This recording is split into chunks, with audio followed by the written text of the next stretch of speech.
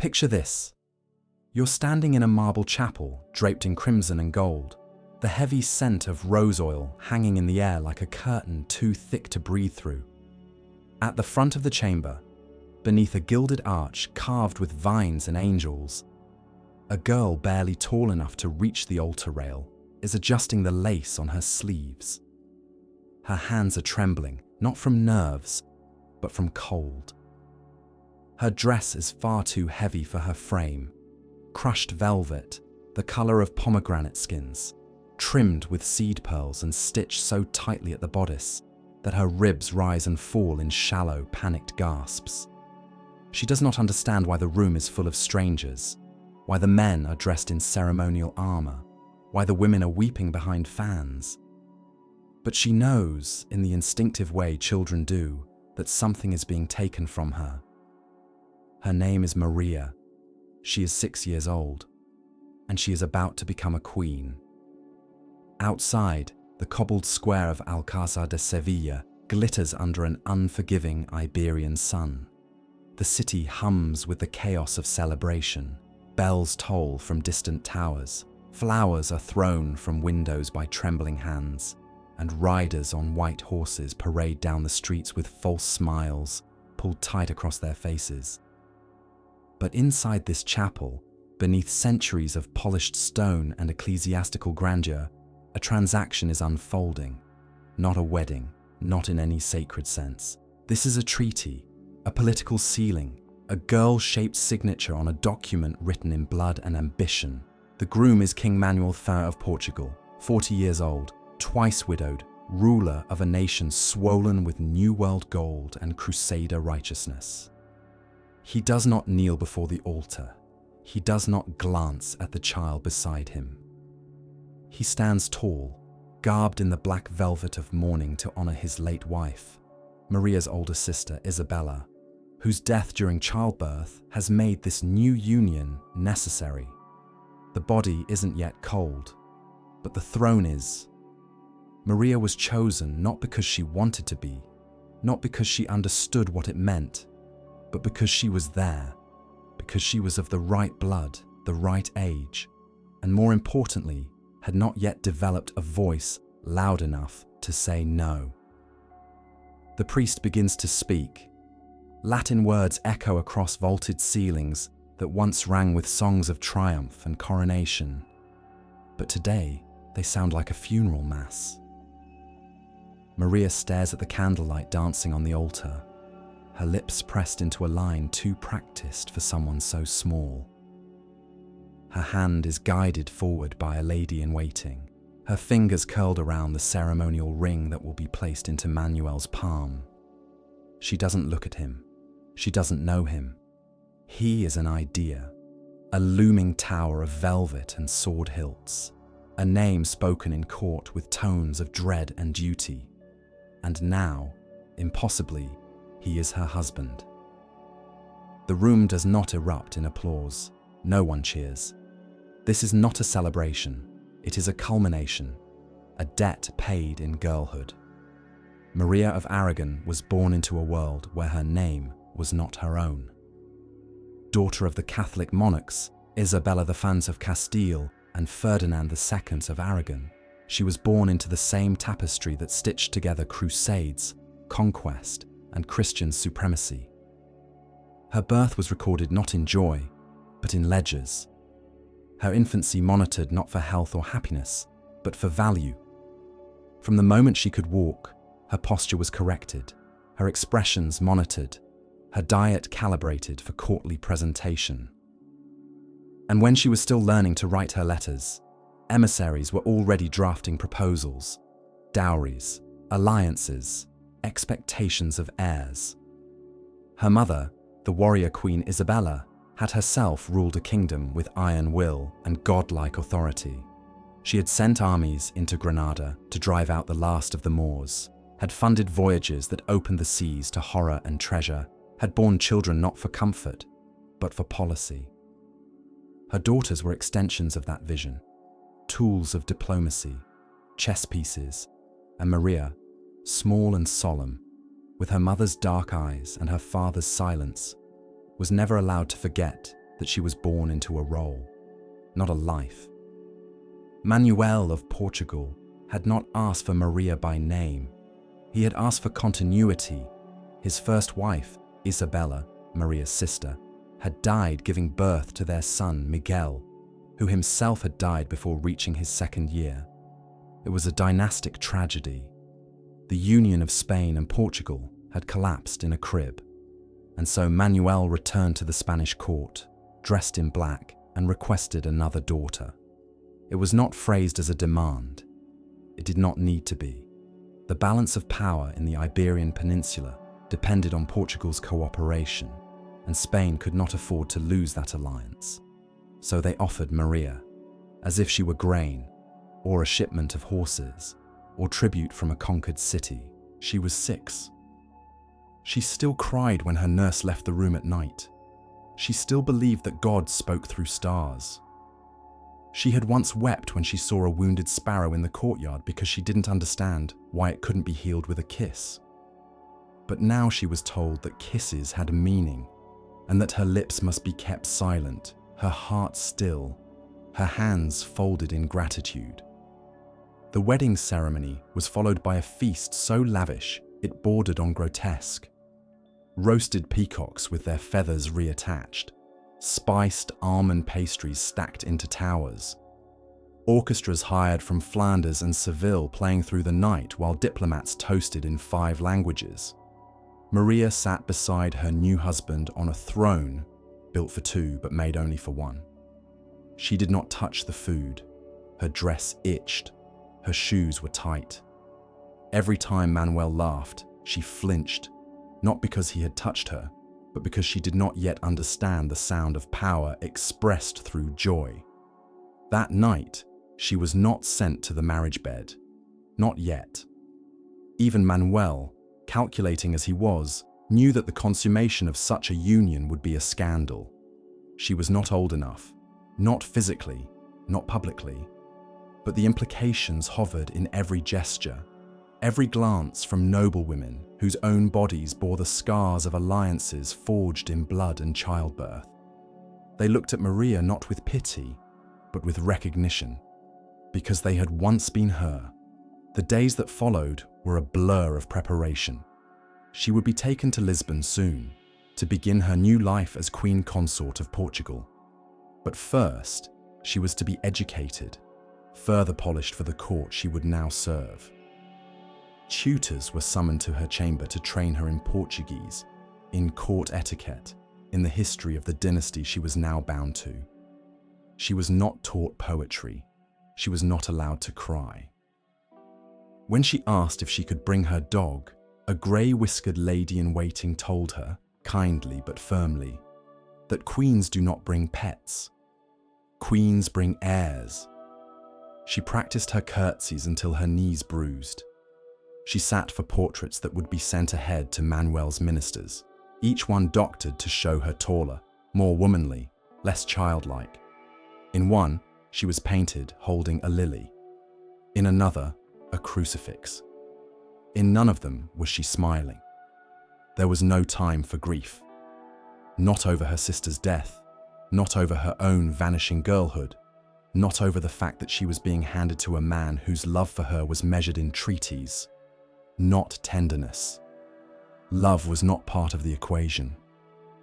That word was reserved for songs and fiction, not for the documents sealed in wax and signed with trembling hands by kings who traded daughters like currency. Her father, Ferdinand, did not weep when she left. He kissed her forehead and told her to be strong. Her mother, Isabella, held her close for a moment too long, then stepped away without looking back. It was the gesture of a woman who had made this bargain many times before and could not afford to feel it now. Maria boarded the carriage with her eyes fixed on the horizon, not because she was brave, but because she had been told not to cry. She crossed into Portugal under a sky that refused to clear, rain falling in sheets against the velvet drapes of her procession. People gathered in the streets to watch her pass, many with blank expressions, some with curiosity, none with kindness. She was the new queen, the Spanish girl, the child bride of a kingdom still mourning its dead queen and her infant son. She had been sent to heal a wound, but wounds do not heal with silence. They fester, and Maria, barely more than a child herself, was now expected to step into the shadow of a woman she could never replace. In the palace at Lisbon, she was welcomed with ceremony and protocol, but little warmth. Manuel received her with the stiffness of a man greeting an obligation. He bowed low, kissed her hand, and spoke to her as one might speak to a court page, formally, carefully, without intimacy. She was given new clothes, new attendants, a new name in court documents. Everything about her life before this moment was boxed and stored, as though Maria of Aragon had died and been replaced by someone else, someone quieter, more obedient, more valuable. She was not yet expected to share Manuel's bed, but she was expected to sit beside him during court functions, to learn the names of foreign ambassadors, to smile when addressed, to never betray confusion or fatigue. She was given dolls made from ivory and gold, but was not permitted to play with them in public. She was allowed to keep a rosary, but not her mother's scarf. She was assigned a governess who instructed her in silence, when to bow, when to speak, when to vanish.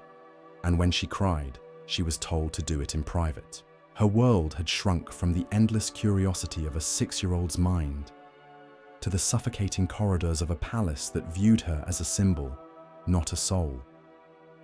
She was not allowed to run. She was not allowed to sleep past dawn. She was not allowed to eat sweets unless given permission. She was not allowed to speak of Spain, not unless prompted, and even then only with reverence for Portugal's glory. And so she began to forget herself. She forgot the sound of her brother's laughter. She forgot the scent of the orchard outside her childhood window. She forgot the bedtime stories told in soft Castilian by a nurse who had loved her like a daughter. She forgot that once she had been held, not handed over. She was 6, and she was already vanishing. In the months that followed, Maria's presence at the Portuguese court became routine, a fixture more ceremonial than personal, like a jewel pinned to the chest of the nation, admired from a distance, polished when necessary and otherwise ignored. Her days followed a rhythm too tight for dreaming. Dawn prayers, etiquette lessons, posture drills, embroidery for hours at a time under the watchful eyes of silent ladies who offered neither comfort nor companionship. She learned to walk without sound, to eat without appetite, to lower her eyes at the exact angle expected of queens. There was no room for error, no moment of stillness in which she might remember who she had once been before all this began. Sometimes she sat in the garden, a small walled plot behind the palace, where wild jasmine crept along the stones and doves cooed from high branches. It was the only place where she was permitted to be alone, though even here the illusion of privacy was closely guarded by shadows, attendants stationed just out of sight, ready to appear at the slightest sound. She never spoke to them. She never tried to run. Where would she go? The gate was always locked, and her name no longer opened doors. It only closed them. There was a girl she sometimes saw during these walks, a servant no older than herself, though dressed in coarse linen, and never allowed to look Maria in the eye. Once, the girl dropped a tray and was struck across the face before she could apologize. Maria had watched in silence, her hands clenched around the folds of her dress, her tongue pressed so hard against her teeth that she tasted blood. She said nothing, because queens do not interfere. Queens observe. Queens accept. It was in that moment, perhaps, that Maria first understood the true depth of her entrapment. It was not merely that she had been married to a man she could not name without trembling, or that her body had been given away before it had even finished forming. It was that she would be expected to watch cruelty and smile through it, that her pain, her discomfort, her loss of self, none of it mattered so long as the empire was preserved. The Portuguese court, like its Spanish counterpart, ran on appearances: gold leaf over rot, perfume over decay. There were endless banquets held in her name, diplomatic gatherings where her presence, seated stiffly beside Manuel, served as proof that the treaty held. She wore gowns embroidered with pearls that dragged at her shoulders, tiaras that left bruises on her temples, and shoes so tight her toenails bled. She smiled when prompted, she curtsied when told. And when foreign guests marveled at her poise, they whispered in awe of how well-trained she was, as if she were a prize mare, not a child who flinched at the sound of her own name. The king himself remained distant. He rarely spoke to her outside of ceremony, though occasionally, when the mood struck him, he would summon her to stand beside him during court audiences. He would rest a hand on her shoulder, not cruelly, but heavily, as though asserting ownership before the court. And Maria, ever obedient, would stand still, her face a mask of serenity that took hours to perfect in the mirror each morning. Only she knew how tightly her fists clenched beneath her sleeves. Only she knew that the sound of her own heartbeat was louder than the applause that followed her exit. She began to have dreams, disjointed, feverish things full of smoke and weeping, in which her mother stood across a river that could never be crossed, or her sister Isabella reached for her with bloodied hands. In these dreams, Maria was always voiceless, always running, but never moving.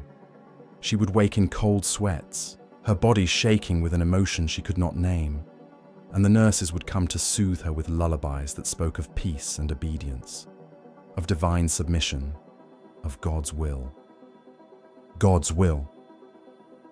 That phrase echoed through the palace like a command. It was God's will that she had been born into royalty. God's will that her sister had died. God's will that she had been chosen.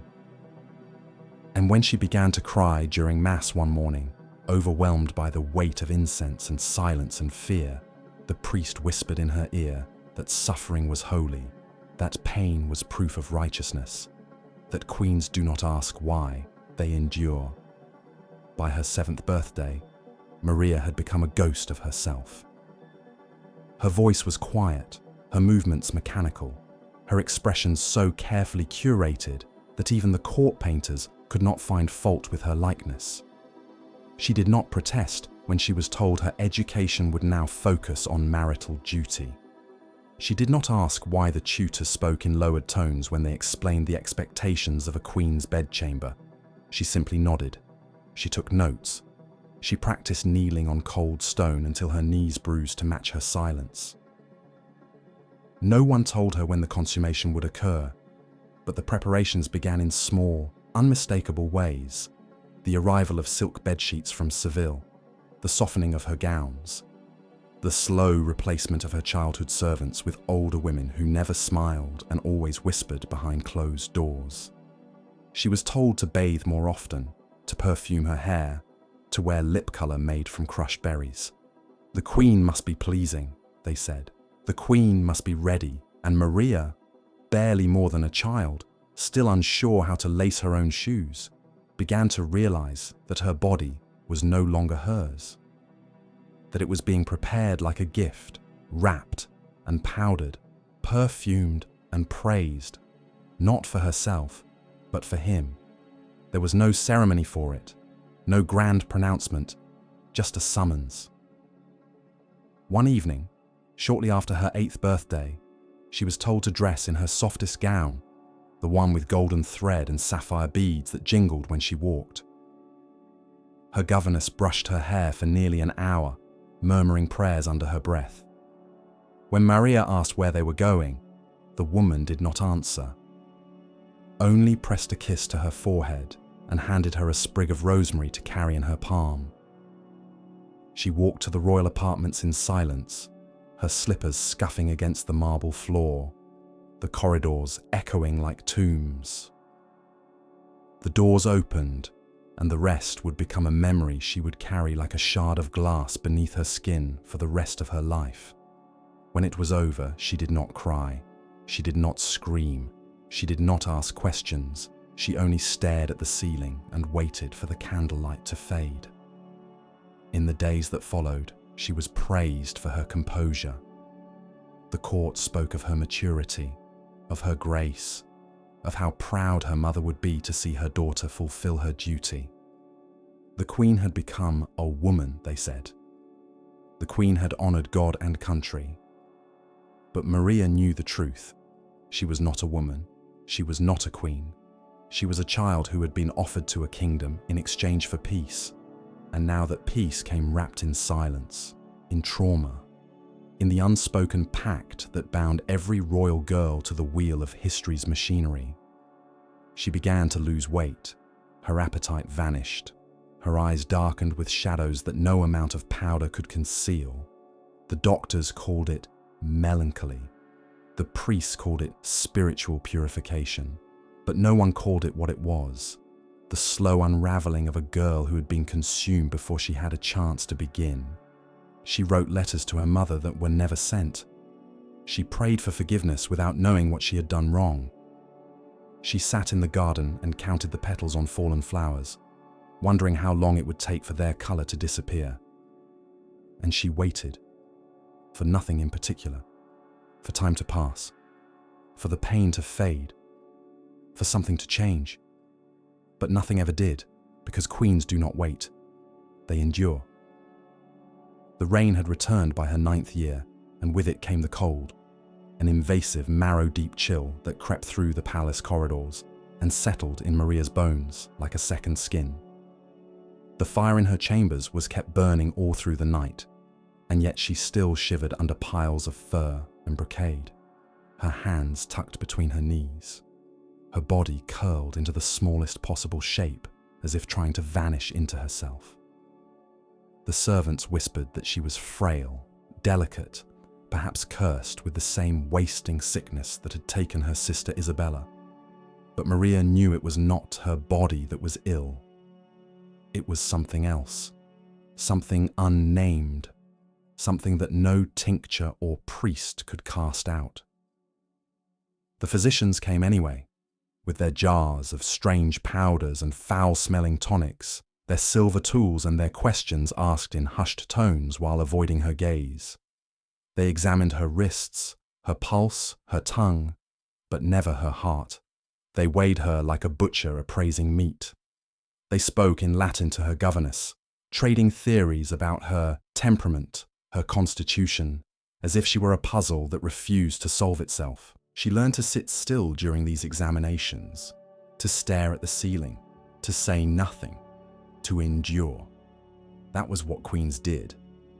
By now, the Portuguese court had begun speaking of her not only as queen, but as future mother of the realm. Whispers turned to expectations, expectations to demands. She had not yet begun her bleeding, a fact which drew more attention than her quiet suffering, and so she was prodded and dosed, subjected to strange herbs and rituals meant to summon the will of nature. They spoke of fertility as a duty, as a debt she owed to the nation, and every month that passed without blood became a source of quiet tension in the palace halls. It did not matter that she was a child. It mattered only that she was a vessel, and the vessel was not yet bearing fruit. Her days became longer, narrower, drained of color and meaning, morning prayers, followed by silence, lessons in Latin and diplomacy. She barely heard through the fog of exhaustion. Meals she picked at until they were cleared untouched. Audiences where she stood, posed like a statue beside Manuel, her hands clasped over her belly as if to protect something that was not there. And every night she lay alone in the bed they said was hers, staring at the flickering ceiling as the wind howled through stone cracks like a chorus of lost voices. Manuel, for his part, remained at a distance. He was not cruel, not overtly. He visited her when required, kissed her forehead in public, offered praise for her poise, and occasionally brought gifts. A gilded prayer book, a necklace she was too young to wear, a miniature painting of a dove meant to symbolize purity. But he never asked how she felt, never noticed the tremble in her hands, never acknowledged the way her smile faltered the longer it was held. To him, she was a success, a political triumph dressed in velvet. She began to forget the days of the week. Time no longer felt linear, but circular, like a liturgy repeated over and over until the words meant nothing. Her letters to Spain were now dictated by her advisors, carefully composed to assure her family of her health, her happiness, her devotion to her role. She signed them with her full title, sealing each one with wax pressed by a trembling hand. And in the quiet moments, those rare slivers of time when she was not watched, not instructed, not displayed, she remembered her mother's face, not the queen, not the ruler of Castile and Aragon, but the woman who once held her as a baby, who once sang to her in a whisper that trembled with fatigue. That memory became her only sanctuary, a fading warmth she clutched in the darkness. Then came the bleeding. It arrived quietly one morning, no fanfare, no warning, just a sudden pain in her abdomen and a stain on her sheets that bloomed like a wound. The maids found her sitting on the floor, legs pulled to her chest, whispering prayers through clenched teeth. They rushed to the doctors, to the priests, to the king. And just like that, Maria was no longer a child. She was now a woman. In the eyes of the court, she was fertile, ready, useful. The celebration was immediate. Masses were held, gifts were exchanged, musicians were summoned to play in the great hall. The king issued a statement thanking God for the blessing of his young wife's coming of age. Nobles came from across the country to offer congratulations, to sip wine and whisper of heirs to come. It was as if a gate had opened and all the court had passed through it into a new season of expectation. But for Maria, it felt like mourning. She was not allowed to rest, not allowed to grieve the final shreds of her childhood. From that day forward, everything changed, not in name, but in intent. Her wardrobe was altered to flatter her figure. Her chambers were redecorated in preparation for conception. Her daily schedule now included time for rest, not to ease her pain, but to preserve her womb. Manuel began to visit her more often. At first, it was brief. Conversations about state matters she could barely follow, discussions of land grants and foreign marriages and trade routes lined with gold. But then came the evenings, the dinners alone, the soft music playing while the servants slipped away one by one, the nights when her door closed behind him and the air grew heavier than her lungs could hold. She never screamed, never fought. She did as she was told, because queens do not scream. And in the months that followed, the pressure mounted. Every physician's visit was now a test, every missed symptom a disappointment. She was asked how she slept, how she felt, whether she felt fluttering, and always she shook her head. No, not yet. No, not this month. Her body, once barely her own, was now a battleground for national expectation. The queen must conceive, the queen must deliver, the queen must prove her worth. And the silence grew louder. She stopped praying, not out of defiance, but because the words no longer sounded real. She stopped asking questions. She stopped dreaming. Her body went through the motions, but her mind wandered through halls no one else could see. Vast, empty, echoing places filled with dust and shadows, where her name was still her own, and no one bled for the sake of peace. The pressure from Spain grew sharper. Letters arrived more frequently, filled with coded language and veiled urgency. Her mother, always formal, now wrote with a desperation hidden beneath layers of royal language. The alliance depended on her. The balance of power in Europe was tilting. A child would anchor it. A child would cement it. A child would redeem the sacrifices of two nations. But Maria could not give them that child, not yet. And as the years passed, the hope in others' eyes began to fade into suspicion. Whispers of infertility, of punishment, of divine judgment. They never blamed Manuel, always her. The child, the queen, the girl in the golden prison who had not yet learned to bloom. She was 10 years old, and already the weight of failure sat heavy on her chest. The palace, once merely cold and ceremonial, had turned hostile. Not in overt violence. There were no raised voices, no accusations shouted across marble halls, but in glances, in shifts of tone, in the subtle and suffocating language of doubt. Every creak of the floorboards behind her became a signal. Every silence in a room, once filled with polite applause, echoed with meaning.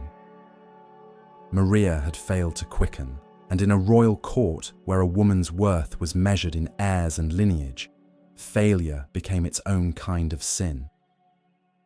The gossip sharpened with the seasons. Some said she had been cursed, perhaps by a jealous suitor from her sister's court, or by a Moorish servant left too long in her company. Others whispered of divine retribution, that God was punishing her for being the second bride, the replacement sister, the girl born of treaty rather than love. The more generous said she was still young, that time would mend what her body refused to give. But these were not beliefs. They were prayers, and even prayers in such a place grew impatient. Manuel's visits became more deliberate, less veiled behind diplomacy or ritual.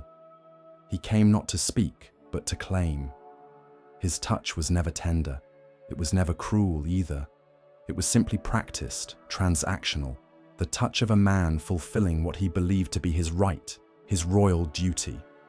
Maria endured it without flinching, without protest, without tears, because she had learned that resistance was meaningless when your body belonged to a dynasty.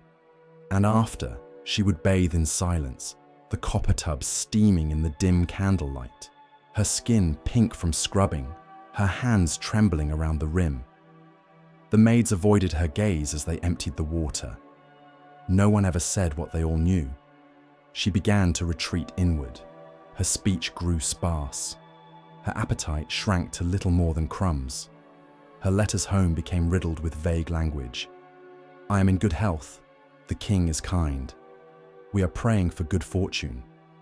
Each line a veil over what could never be said, even to her mother, especially to her mother, because to admit her suffering would be to betray the throne, and Maria had been taught since infancy that queens must be loyal, even when they are dying from within.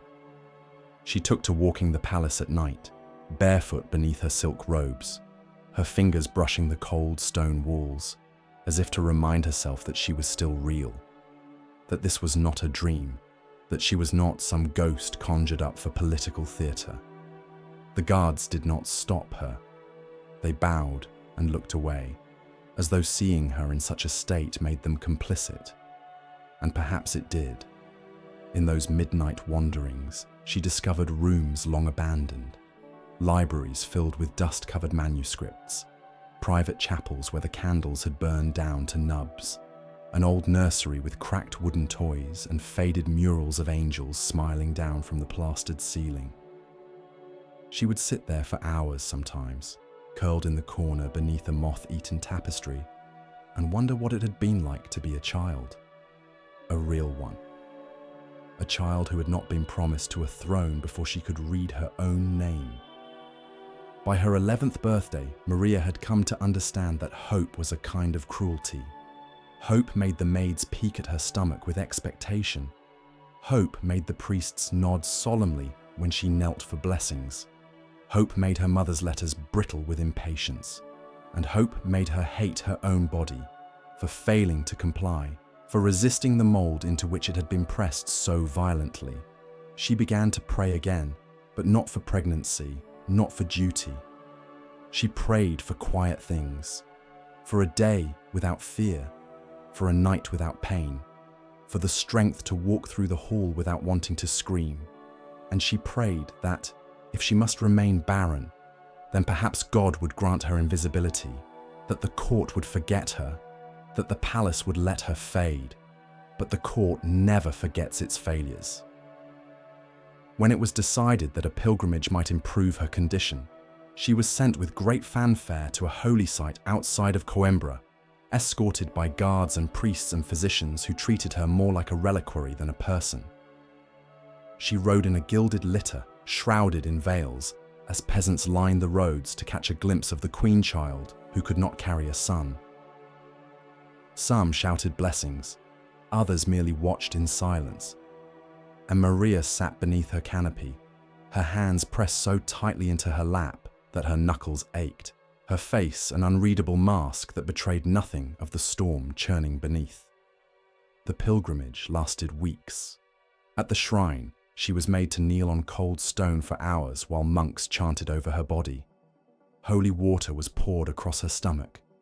She was anointed with oils. A relic of Saint Isabel was pressed to her womb. She said nothing. She closed her eyes. She allowed them to do what they must, because she had stopped believing she could change the course of her own story. Afterward, she was returned to the palace with renewed expectations, rumors of visions, of miracles, of a holy promise that a child would come soon. The pressure intensified. The prayers became threats in prettier clothing. The Queen must fulfill her duty. The Queen must not disappoint God. The Queen must not be the end of this alliance. And when the bleeding stopped for several weeks, the court held its breath. Maria did not speak of the nausea, of the strange tension in her body, of the fear that rose in her throat each morning like bile. She simply waited for the blood to return. Or not. But it came. It came suddenly, violently, staining her sheets with the color of failure. And when the doctor arrived, he said nothing, only wrote a few lines in his ledger and bowed himself out. No one spoke of it again. But from that moment, everything changed. She had lost more than blood. She had lost their faith. The court grew colder. Manuel's visits became rare. Her name appeared less frequently in official correspondence. The ladies-in-waiting no longer arranged her hair with such care. The meals delivered to her chambers were simpler, plainer. She had not been dismissed, but she had been reduced. Not a queen, not a mother, not even a threat. Simply a vessel that had cracked too soon. She spent long hours staring from the palace windows, watching the city move without her, carriages clattering through narrow streets, merchants shouting in the markets, children chasing pigeons with the kind of reckless joy she could barely remember. She envied them, not for their freedom, but for their ignorance, for the luxury of not being needed by kings, of not being mourned while still alive. One evening, in that dimming blue hour when the world turns quiet and strange, she stood at the balcony and whispered the name of her sister. Just once, just to see how it felt. Isabella. And in that name, she heard everything she had lost.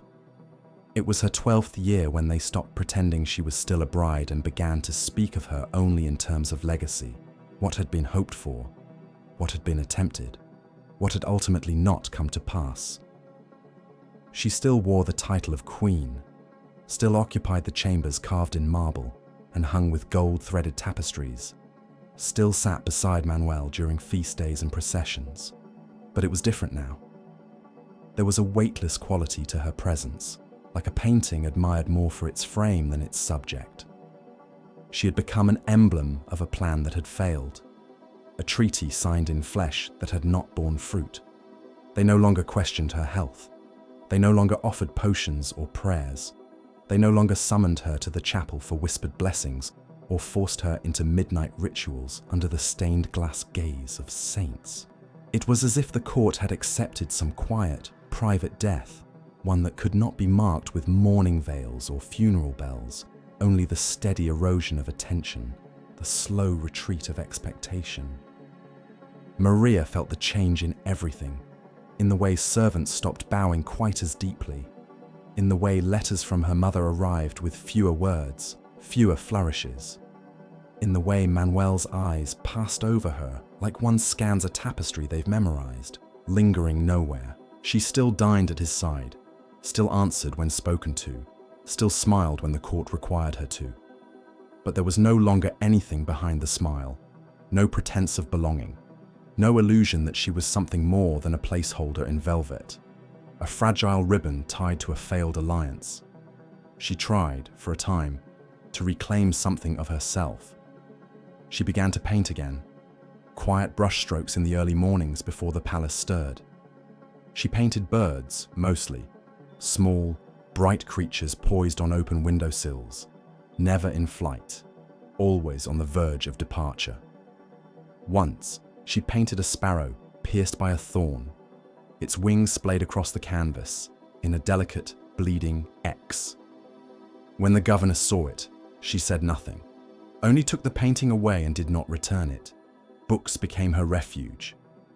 She read voraciously, with an intensity that frightened the few who noticed. Ancient histories, hagiographies, epic poems. She read of women martyred for their faith, of queens who reigned from behind veils of diplomacy, of saints who bled to protect nations that would never remember their names. She read until her eyes burned, until the words blurred into prayers, until she could almost believe that somewhere, in some distant life, her pain had meaning. But meaning does not come easily to those born for others. The palace celebrated her 13th birthday with a quiet meal and a single chorus sung by a Flemish quartet. No grand banquet, no foreign ambassadors, no proclamations, just her and the king seated at opposite ends of a long table, eating from gold plates in silence. When it ended, he stood, kissed her hand, and wished her continued grace. She watched him walk away without looking back, and in that moment, something within her folded in on itself. A slow, inward collapse, not loud or dramatic, just final. She began to take fewer meals, claimed illness, though no one believed her. She stopped attending court gatherings when she could avoid them. She spoke only when spoken to, and even then, only in the briefest, most neutral terms. Her voice, once soft with hesitance, had become thin with disuse, a whisper carved from dust and fatigue. And still, the world moved on. Portugal brokered new alliances. Spain focused on other daughters, other plans. The empire expanded into distant colonies, planting flags and bleeding soil Maria would never see. She read of it in dispatches and documents, war reports folded into her breakfast tray, as if she were expected to care, as if she were still part of the machinery she had once been forged for. Her body had changed, subtly. She was taller now, her frame slender, but no longer childlike. Her hair had darkened into something richer, her eyes sharper, her posture more practiced. But these changes were never commented on. No one told her she had grown beautiful. No one called her radiant. In a court that once hung its hopes on the curve of her waist and the flush of her cheeks, there was now only polite disregard. She existed in a kind of royal purgatory, too young to wield power, too old to be protected, too barren to be revered. She was not permitted to leave the palace grounds, not even for charitable visits or state tours. They said it was for her safety, that the people would not understand, that her presence might cause confusion. But what they meant was simpler. She had become an embarrassment that could not be erased, only hidden.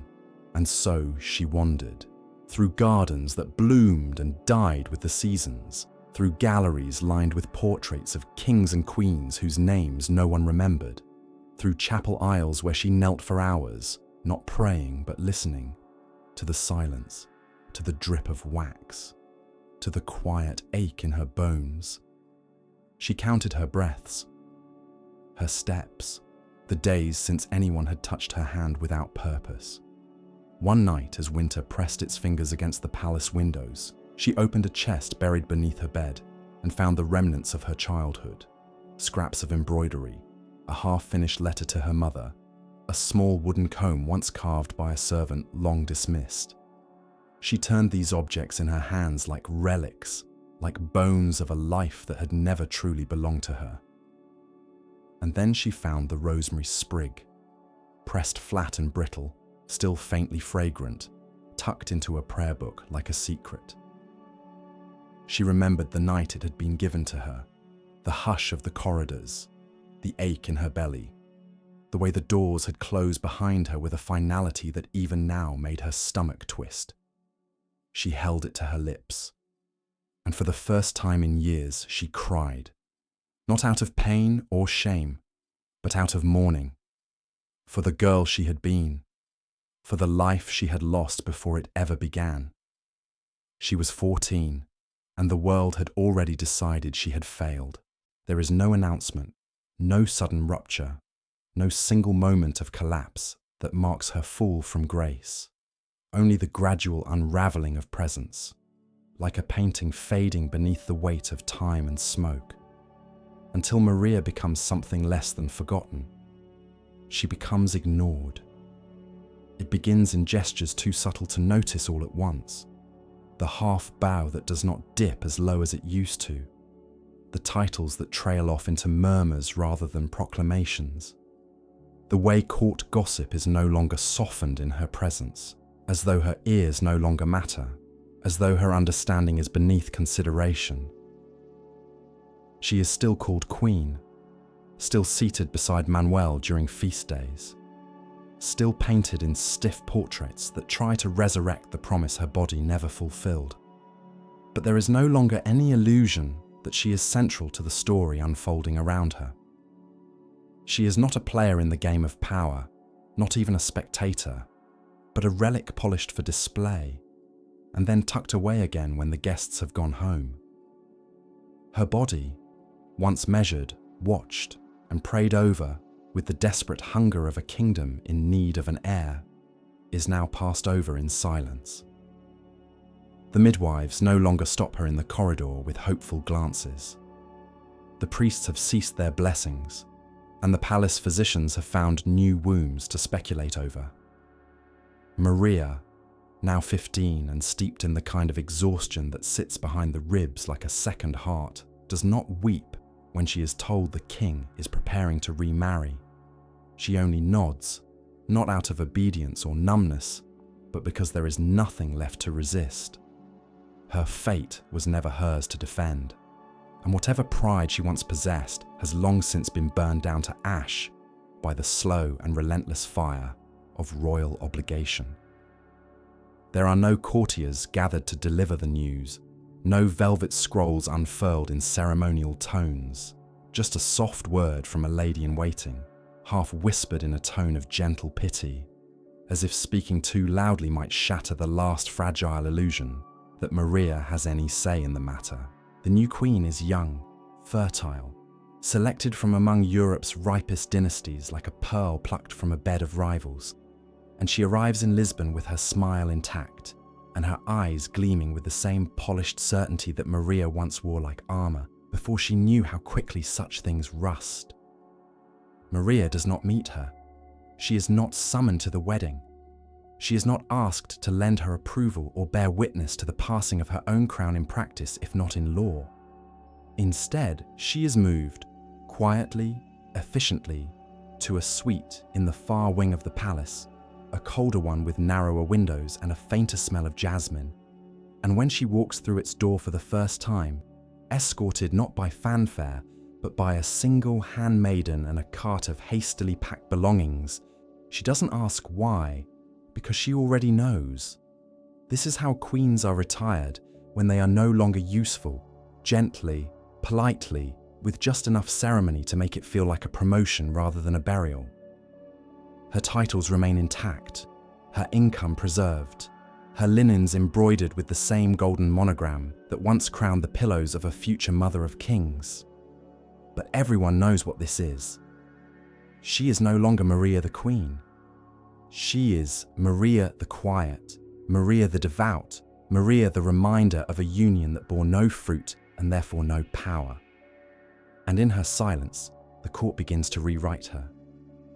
Some say she was too frail. Others whisper that she was never truly a woman at all, that something in her blood had been too cold, too rigid, too Spanish to take root in Portugal's soil. There are those who insist she must have sinned in some unseen way, who claim that her womb was closed by God as a warning to nations that bind girls into treaties instead of letting them bloom. They speculate in doorways and drawing rooms, behind fans and folded hands, as if the failure to bear a child were a puzzle with a key, rather than the final stanza in a tragedy no one had the courage to name. Maria listens to none of it. She rises with the dawn and walks barefoot across the cold stone floor, her breath visible in the winter air that seeps through the shutters. She eats when food is placed in front of her, though she no longer tastes it. She prays without words, not because she has lost her faith, but because language feels too crude to express the weight of all that has happened to her. She moves like a ghost through her new quarters, trailing the hem of her embroidered gown, like a veil across a crypt. And when she looks in the mirror, she sees a stranger carved in marble and regret. At night, when the wind lashes the windows and the walls groan with the shifting weight of old stone, she lights a single candle and writes letters she never sends. Letters addressed not to kings or courts, but to her younger self. She writes to the girl in the golden dress, the one who once knelt beside Manuel at the altar with rosemary in her hand, and no idea what it meant to be given away like land. She writes to the child who once believed duty would be enough, who believed that obedience would purchase safety, that endurance would be rewarded. She writes to the ghost of a sister who died in childbirth and left her a legacy soaked in blood and silk. And then, when the ink dries, she folds the parchment and burns it over the candle flame, letting the smoke carry her silence into the rafters, where even the saints do not look down. She does not attend court. She does not receive visitors. The king does not call for her. The new queen has taken up the mantle of public adoration, and with every growing swell of her belly, the memory of Maria dims further in the eyes of the nation. But still she remains, kept in the palace, like a forgotten relic too sacred to discard and too cursed to display. And when the first cries of the new queen's child echo through the corridors, strong, healthy, male, Maria does not flinch. She simply closes her eyes, presses her fingers to the hollow beneath her throat, and waits for the silence to return. Because she has learned, better than most, that the absence of sound can wound more deeply than any blade. It ends not with exile, not with rebellion, not even with death, but with the slow vanishing of a woman into the walls that once bore witness to her coronation. No crowds gather, no bells toll. There is no edict, no fall from grace, no final public act. Only the gentle narrowing of a life once stretched too wide, stitched into the fabric of nations, folded now into the quiet corners of a palace that has forgotten how to say her name. Maria lives, but not in the way one is meant to. She breathes, she wakes, she walks, yes, but not toward anything. She no longer marks the days because they do not differ. Morning breaks over the garden with the same grey indifference as the day before. Her food is brought at the same time, by the same hands. Her books remain unread, her dresses unworn. Time does not move in this place. It pools, it stagnates, it swells like air in a sealed chamber. She is 20 now. The new queen's children are toddling through the same gardens that once seemed too grand for a girl of 6. Their laughter rises like birdsong through the hedges, and sometimes Maria watches from behind a curtain, not with envy, not even with sorrow, but with a stillness that cannot be named. These children do not know her. They are not told her story. She is not the aunt who once wore a crown. She is not even a name to them. Just a figure glimpsed from a distance, in shadow, silent and unmoving. Her body has grown stronger, paradoxically, no longer thinned by tension or hollowed by effort, but settled into itself, as though her flesh has accepted that nothing more will be asked of it. Her hair is longer, darker, threaded with early strands of silver that catch the light like filaments of ash. Her face has sharpened into something quiet and imperious, a kind of accidental beauty formed not by design, but by the erosive pressure of decades spent being shaped by other people's needs. She walks alone most evenings now, through the colonnades where ivy slips through the mortar and swallows the stone like a slow, patient rot. She touches the cool marble pillars with the reverence one gives to graves. There are no words spoken on these walks. She no longer imagines what could have been. She no longer hears the echo of her younger self. She is not haunted by her past because ghosts only appear to those who have something to fear. Maria has nothing left to fear, only to witness. Sometimes a young servant will nod at her. A gardener will pause his rake, eyes flicking to her figure with curiosity. A page, new and unaware, might whisper to another, "Is that the old queen? Wasn't she married as a child? Did she ever have children?" But the answers fade as quickly as the questions. No one remembers her clearly, not the ministers, not the children, not even the king, who walks past her in the garden once without pause, without recognition, as if she were part of the landscape, a bench, a statue, a shadow too long settled in one place to be noticed. And she lets him pass, because there is nothing left to reclaim. What she had been, wife, daughter, treaty, promise, was never a life she chose, and what remains is not a second act, but an after-image. She does not resent it. Resentment requires energy, and she spent her youth burning that flame too hot, too bright. What lives in her now is quieter, deeper, not grief, but the thing that comes after grief, the slow sediment of years without purpose, the knowledge that endurance, though praised, is rarely rewarded. Once, a foreign diplomat is brought to her as a courtesy. An old friend of the crown, they say. He bows too deeply, unsure of protocol, and when he looks up, his eyes fill with a kind of hollow sympathy.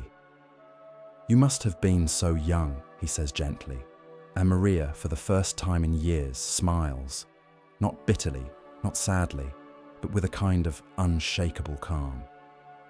"I was," she replies, her voice smooth as glass, "and they all were so old."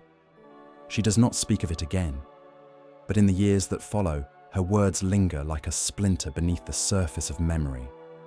They were all so old. Old men making old decisions, building empires out of girls' bones, sealing treaties with children's lives, calling it duty, calling it faith, calling it God's will. And when the world collapses under its own weight, they write the blame into footnotes and funerals, never once speaking of the daughters they offered like coin. Eventually, she stops walking altogether. The wind grows too harsh on her joints, the steps too many. She takes to her chair by the window, watching the sea in the distance shift from green to grey to blue and back again, a cycle that mirrors her own, the tides rolling in and out, never arriving, never retreating. The court speaks her name even less now. Her letters cease entirely. The new generation does not know her. They do not ask. And then quietly, as she lived, she fades, not in pain, not in scandal, not in rebellion, but in stillness. A woman who was once a treaty, once a child, once a queen. She dies with no children, no memoir, no monument. Her tomb is modest, her epitaph brief. It does not mention her age at marriage. It does not speak of the rosemary. It does not note the blood-stained sheets or the prayers that turn to whispers or the years spent behind veils and stone. But the walls remember, the halls where her slippers once echoed, the chapel where her knees bled on cold stone, the mirror that never reflected her joy, the windowsill where a painting of a bird remained unfinished. They remember, and perhaps somewhere in the silence that settles over the old wing of the palace, As the sun slips beneath the sea and the wind turns the ivy to rustling ribbons, someone hears her name spoken not as an obligation, but as a sorrow. Maria, not queen, not consort, not failure, just a girl who was never allowed to become anything else.